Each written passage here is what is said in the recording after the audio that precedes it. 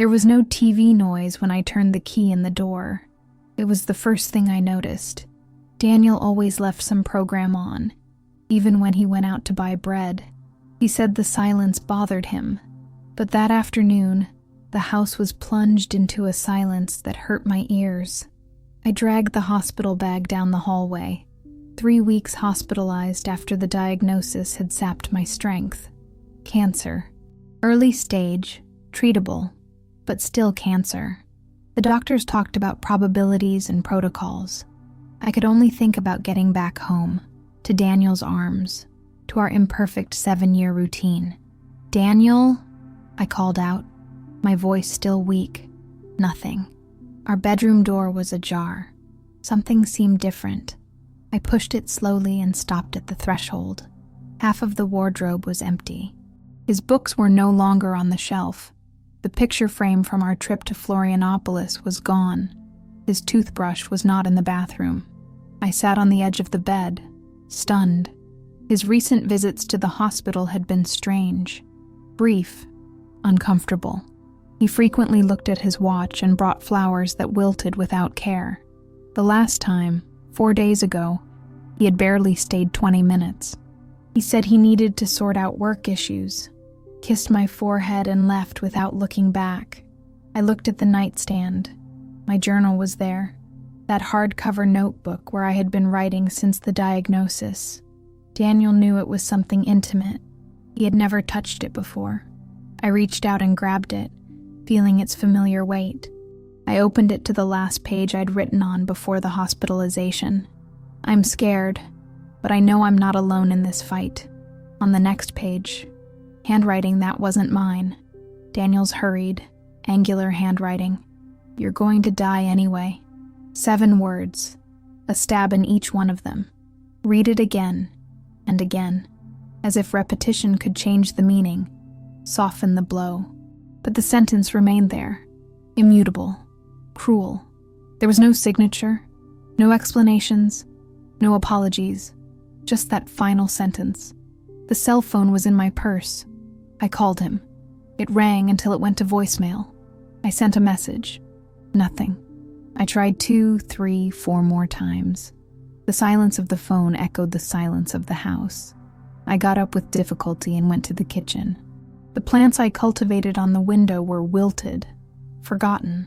In the refrigerator, only some expired yogurts and a bottle of water. He had taken even the beers that he kept for the weekends. In the guest room, where he kept his work things, the drawers were empty. In the office, his computer was no longer there. In the laundry room, his clothes were not in the basket. It was as if Daniel had been erased from the house methodically, while I struggled in the hospital. I went back to our bedroom and opened his drawers. Empty. Just an old pair of socks at the bottom, forgotten or left on purpose. In the bathroom cabinet, his favorite cologne was gone, along with the razor and pressure medication. I sat on the bathroom floor, still holding the diary. His sentence burned in my mind. "You are going to die anyway." Then I noticed the folded envelope inside the diary, hidden between the last pages. My hands were trembling so much I could barely open it. "Anna, I can't handle this. The illness, the treatments, the possibility of losing you. I thought I would be stronger, but I'm not. I need a life without pain, without hospitals, without the shadow of death. Forgive me if you can. Do not look for me. I have suffered enough." There was nothing about love, nothing about the 7 years together, nothing about the plans we had made for the future, just his fear, his selfishness, his escape. I was crumpling the paper when the phone rang. For a second, I thought it was him, regretful, asking to come back. It was my sister, Louisa. "Anna, how was the return? Do you need anything?" My voice failed. "He left, Lou." Silence on the other end of the line. Then a sigh. "I know." "You knew? How?" "He called me 3 days ago. Said he couldn't take it anymore, that he would leave as soon as you were discharged. Asked me to take care of you. 3 days. He had already decided while visiting me in the hospital, holding my hand and saying everything would be fine. The betrayal was even deeper than I had imagined. Why didn't you tell me? The doctor said you needed peace to recover. I was going to tell you today when I got there. I'm on my way, parking the car. I hung up without answering. I went to the window and saw Luisa's car stopping in front of the building. I didn't want to see her. I didn't want to see anyone. I locked the door and turned off the doorbell. I sat on our bed, my bed now, and looked at the empty space next to me, where Daniel slept. The left side, always the left side. He said it was to be closer to my heart. The phone buzzed with messages from Luisa. I ignored them. It buzzed again with a call from my mother. I turned off the device. I opened the diary to the page with his sentence and ran my fingers over the letters. The pen had pressed the paper hard, as if he was angry while writing. You will die anyway. I had a tumor being fought by doctors, medication, radiotherapy. But right there, at that moment, the real pain wasn't coming from my body. It came from the void left by someone who promised to stay in sickness and in health, but ran away at the first test. The night fell, and I remained seated, immobile, the diary in my lap. The shadows grew across the room, wrapping around me in a cold embrace. Through the window, I saw the city's lights turning on one by one, lives continuing their routines while mine was falling apart. I closed my eyes, and for the first time since the diagnosis, cried uncontrollably.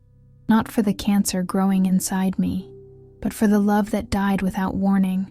When dawn broke, I got up and went to the kitchen. I watered the withered plants, knowing that it might be too late for some of them. I opened the fridge and threw away the expired yogurts. I took the meds the doctor had prescribed. One for physical pain, nothing for the other pain. In the diary, I tore out the page with Daniel's phrase and burned it on the stove, watching his letters twist and disappear in the flames.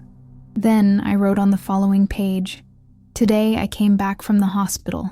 The house was empty. He was gone. He said I'm going to die anyway. But first, I'm going to live." The first days without Daniel were a confusing blur. My sister practically moved into my house, sleeping on the couch, preparing my meals, reminding me to take the meds. She talked about unimportant things, avoiding mentioning his name as if it were a cursed word.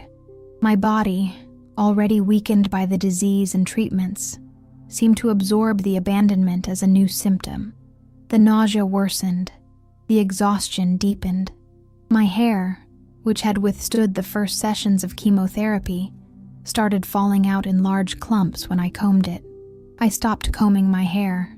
I slept with the light on, afraid of the nightmares that came when I closed my eyes. Always the same, me in the hospital, calling for Daniel, and no one answering. I would wake up drenched in sweat, my heart racing, instinctively searching for him next to me in bed. "You need to eat more," Luisa said, placing dishes in front of me that I barely touched. The food had no taste. It was like chewing cardboard. I swallowed small portions to please her, not because I felt hungry. The oncologist noticed the change during the follow-up appointment. "Your tests show that the treatment is working, but you're losing weight very quickly," she said, her brow furrowed with concern. "Is there something I should know?" I almost told her about Daniel, about the phrase in the diary, about how each day seemed to confirm what he had written, but I just shook my head. "I'm adapting to the new routine." She looked at me with that expression doctors have when they know you're lying, but don't want to press. "I'll refer you to the team's psychologist. I think it will help." The psychologist was a middle-aged woman with kind eyes and a calm voice. "How are you coping with the diagnosis?" she asked in the first session. "My boyfriend left me when I found out about the cancer," I replied, the words coming out before I could hold them back. "He said I'm going to die anyway." Her expression didn't change, but I saw a glimmer of compassion in her eyes. "Do you believe that?" The question caught me by surprise. I had spent weeks absorbing that sentence, letting it erode my hope, my will to fight. Did I believe it? I don't know, I answered honestly. Sometimes it feels like he was right, that I'm just delaying the inevitable. We are all going to die someday, she said, without any drama in her voice. The question is how we choose to live until then. I went back home thinking about those words. In the elevator, I met Mrs. Carmen, my neighbor from across the hall, a widowed elderly lady who always had a smile to offer. Anna, it's so good to see you. I was worried. I hadn't seen you for weeks. I was hospitalized, I replied, instinctively running my hand over the scarf that covered my nearly bald head.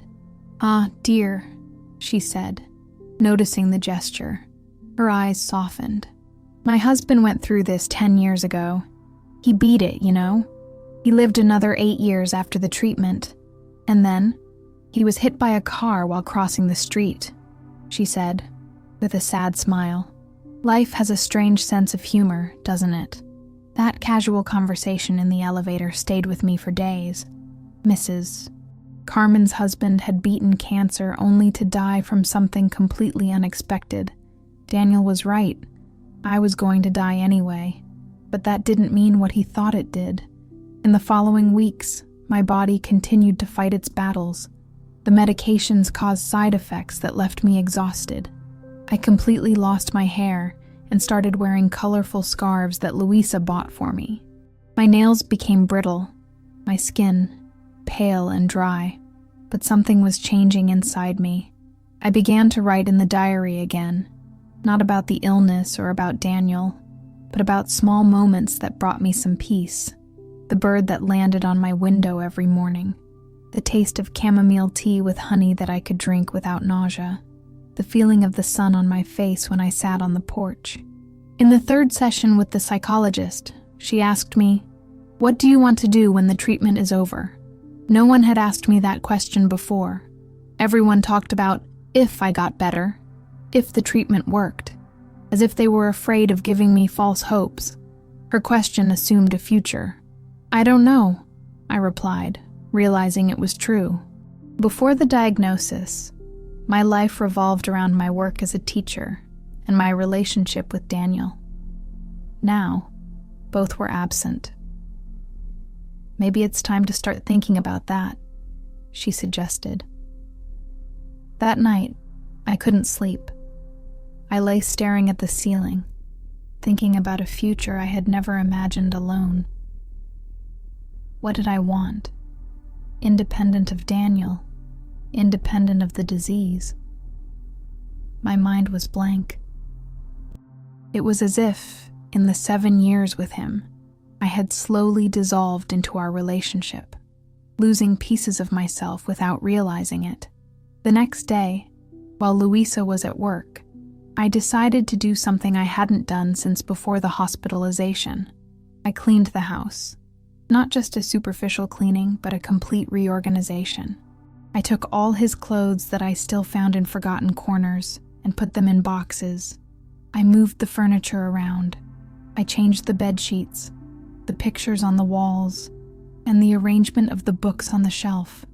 The physical effort was immense. I had to stop several times to rest, my body protesting against the movement after weeks of inactivity. But when Louisa arrived and saw what I had done, her worried look was replaced by a sparkle of surprise. "Anna, this is different." "I know," I replied, sitting on the sofa that now faced the window, not the TV. I needed a change. The following week, I had a relapse. A high fever took me back to the hospital, where I stayed for 3 days. My immune system, compromised by chemotherapy, had difficulty fighting off simple infections. In the hospital bed, I dreamed of Daniel. He was sitting next to me, holding my hand like he did in the early days after the diagnosis. In the dream, I asked him why he had left. "Because I was afraid," he answered, his voice distant like an echo. "Afraid of suffering, afraid of losing, afraid of staying." I woke up with my face wet with tears. The nurse checking my vital signs looked at me with concern. "Is everything okay, dear?" "Yes," I replied, wiping away the tears. "Just a dream." When I returned home this time, something was different. Not in the house, but in me. The dream with Daniel had stirred something deep. It wasn't anger or sadness, but a kind of understanding. He had fled because he was weak, not because I was sick. I realized that unconsciously, I had taken part of the blame for the abandonment, as if my sick body were a betrayal of our relationship, as if I had failed him by falling ill. But the truth was different. He had failed me by leaving. The following days brought a new routine. I started taking small walks around the block, each day a little further. I began to eat more regularly, discovering that some fruits and light soups didn't cause as much nausea. I started responding to messages from friends I had ignored since the diagnosis. Marina, my colleague from the school where I taught, came to visit on a Sunday. She brought drawings from my students, full of hearts, flowers, and messages of "get well soon." I cried when I saw them, but it was a different kind of cry, not from pain, but from connection. "They miss you," Marina said. "The substitute is good, but she's not you." The idea of returning to the classroom one day seemed less impossible than before. I kept the drawings and reread them several times in the following days, especially when the treatment seemed too heavy. In my journal, I started a list. Things I want to do when the treatment is over. It was short at first. Go back to teaching. Let my hair grow again. Plant tomatoes on the balcony. But it grew over time. Visit Garopaba Beach, where I've never been. Learn to make homemade bread. Adopt a cat from the shelter. They were simple, everyday plans, but they were mine. They didn't depend on Daniel or anyone else. They were promises I made to myself, small anchors of hope for the future. The treatment remained difficult. There were days when I could barely get out of bed, when the pain and fatigue seemed insurmountable. Days when I thought of Daniel's words and wondered if he wasn't right, after all. On one of those bad mornings, I received an unexpected message. His name on the phone screen made my heart race. "Anna, how are you? I've been thinking about you." I stared at the words for a long time, my thumb hovering over the keyboard. 3 months had passed since he left my life, taking with him the security I thought I had. What did he want now? To ease his guilt? To check if I was still alive, defying his grim prediction? I didn't respond that day, nor the next. In my session with the psychologist, I showed her the message. "What do you want to do about it?" she asked, handing the decision back to me. "I don't know if I want him back in my life," I replied slowly, testing the words, seeing how they sounded. "But part of me wants answers." "You can seek answers without reopening doors," she suggested. The following week, I received good medical news. The test showed that the tumor was responding to the treatment, shrinking in size. It wasn't a complete remission, but it was significant progress. I called my mom, Luisa, and Marina, sharing the hope that the doctors had given me. That night, looking at Daniel's unanswered message, I made a decision. I am undergoing treatment. The doctors are optimistic. You don't need to worry about me. The response came almost immediately, as if he had been waiting. "Can we meet? I need to see you, to explain everything." I showed the message to Luisa, who was with me when I received it. "Are you going?" she asked cautiously. I thought about the past few months, the physical and emotional pain, the sleepless nights, the small daily progress, the growing list in my diary. "I don't know," I answered honestly. Part of me wants to throw in his face that I'm alive, that I'm fighting. Another part never wants to see him again. Luisa squeezed my hand. "Whatever your decision, I'll be by your side." That night, I looked at my reflection in the mirror for a long time. The thinner face, the eyes with deep dark circles, the scarf covering my bald head. It wasn't the body I had before, but it was the body fighting for me, despite everything. I realized that, regardless of what I decided about Daniel, I was no longer the same person he had left. The abandonment had been a deep wound, but like all wounds, it was healing in its own way, leaving marks that would become part of me. I chose a cafe in the mall, a public neutral place. I arrived 15 minutes before the scheduled time, choosing a table near the window. I ordered a ginger tea, one of the few things my stomach still tolerated well. While waiting, I observed the people around me, couples, families, friends, all immersed in their own lives, their own dramas. How many of them were going through something similar to what I was experiencing? How many carried invisible pain beneath polite smiles? I saw Daniel before he saw me. He walked in looking at his phone, his hair shorter than I remembered. He was wearing the blue shirt I had given him for his last birthday. When he looked up and found me, I saw his face pale slightly. He walked to the table with hesitant steps, like approaching a wounded animal that might attack at any moment. "Anna," he said, standing next to the empty chair. "Can I sit?" I nodded, watching him pull out the chair and sit down. His eyes scanned my face, my colorful scarf, my thinner arms under the long sleeves of my blouse. "You look," he started, but stopped, clearly not knowing how to finish the sentence. "Alive?" I suggested, my voice firmer than I expected. "Despite everything?" He lowered his eyes, a blush creeping up his neck. I deserved that. I remained silent, waiting. He was the one who had asked to meet me. He was the one who had explanations to give. "I don't know where to start," he finally said, nervously drumming his fingers on the table. "What I did was unforgivable." "Why did you write that in my diary?" I asked, getting straight to the point that tormented me the most. He closed his eyes for a moment. "I was angry," he admitted in a low voice.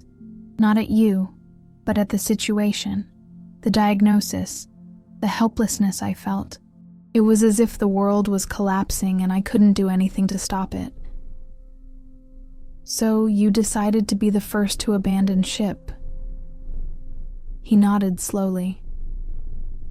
"I've always been a coward, Anna. You know that. I ran away from all the serious problems I faced in life. When my father got sick, it was my sister who took care of him until the end. When the company I worked for started to go under, I quit before they could lay me off. I've always looked for the easy way out. And I became a difficult path. I couldn't look at you in the hospital without imagining the worst," he continued. "Every time I entered that room, I saw you weaker, paler. I imagined what it would be like to see you slowly waste away, lose your hair, suffer from the pain. I had nightmares about your funeral." A waitress approached, asking if he wanted to order. Daniel asked for a black coffee, barely looking at her. "Where are you living?" I asked after she walked away. "I rented a small apartment near work," he replied. "I didn't take much. Most of my things are still in boxes." I thought about how I had reorganized the apartment, eliminating any trace of him, creating a new space for myself. "Why did you want to see me now?" I asked. "It's been almost 4 months." He took a deep breath. "I heard from Marina that your treatment is working, that the doctors are optimistic." He paused. I realized I made the worst mistake of my life. The waitress came back with his coffee. I took a sip of my tea, giving myself time to process his words. "You want to come back?" she finally said. It wasn't a question. "I know I don't deserve it," he responded quickly. "I know what I did is unforgivable. But these months without you have been hell, Anna.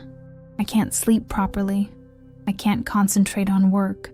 I think about you all the time, about how you are, about how I could have been better." I looked out the window, at the people hurrying by outside. Had I ever seen Daniel so vulnerable, so open? Or was this also part of his cowardice, showing fragility when he felt he might lose something he valued? When you got out of the hospital, I bought a book on how to support someone with cancer, he continued, pulling a creased book out of his backpack. I've been reading about the treatments, about the side effects.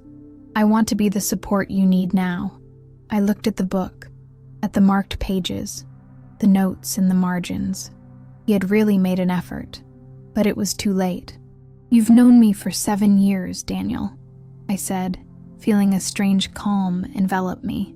When I received the diagnosis, what I needed most was to know that I wasn't alone, that I had someone by my side, regardless of the outcome. I didn't need you to be strong all the time or to know all the answers. I just needed you to stay. He lowered his eyes, his hands gripping the coffee cup.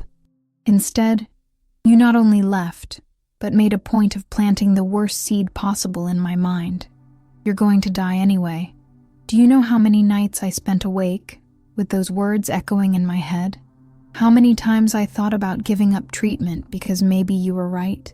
Anna, No, I interrupted, raising my hand. Let me finish. In these months, I learned something important. You were right. I'm going to die anyway. We all are. But what we do until then, how we choose to live each day, is what matters. And I chose to live without the weight of your cowardice. I saw your eyes fill with tears. It was strange, after so long dreaming of this moment, not feeling the satisfaction I expected. There was no triumph in seeing your regret, only a calm sadness for what could have been and wasn't.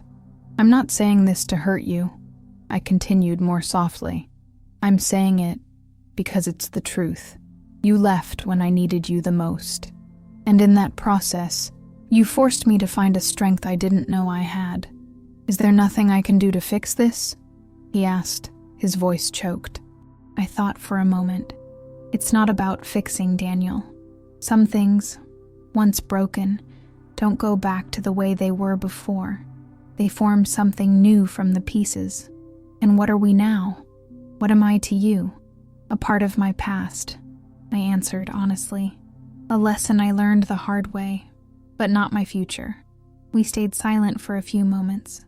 Across the cafe, a child laughed loudly, the cheerful sound contrasting with the tension at our table. I need to go, I said, looking at the clock. I have an appointment with the psychologist in an hour. Daniel nodded, discreetly wiping away a tear. Can I at least know how the treatment is going? Really? It's working, I replied. The tumor has shrunk. I still have a way to go, a few more chemo sessions, then radiotherapy, but the doctors are optimistic. I'm glad, he said, and he seemed sincere. I really am. I stood up, adjusting the scarf on my head. Goodbye, Daniel. Can I call you someday? He asked, still sitting. Just to know how you're doing? I thought about the weeks and months ahead, the treatment I still had to face, the battles yet to come, the growing list in my journal, the plans I made for a future that was mine alone. It's better not to, I finally responded. I need to move on, and so do you. I left the cafe without looking back, feeling a weight lift off my shoulders with each step. Outside, the late afternoon sun gilded the buildings, the trees, the people passing by.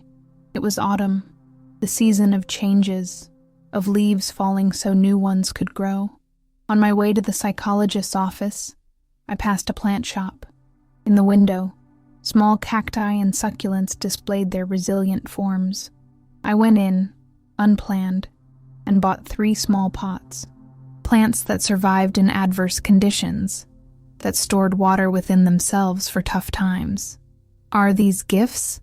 Asked the saleswoman, preparing to wrap them. No, I replied, smiling. They are for me, for my new home. In the session with the psychologist, I recounted my meeting with Daniel. She listened attentively, without interrupting, as I described the conversation, his apologies, my decision. How do you feel? she asked when I finished. At peace, I replied, surprised to realize it was true. Sad for what could have been, but at peace with what is.